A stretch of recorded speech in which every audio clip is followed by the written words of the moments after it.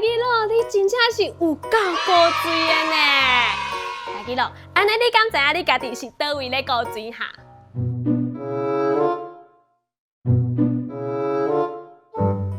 我来甲你讲，你的目睭足高水的，目睭伫倒位？你敢知影？啊，对，目睭爱记出来。刷落来是你的鼻仔嘛，足高水的，鼻仔伫对，鼻仔伫对。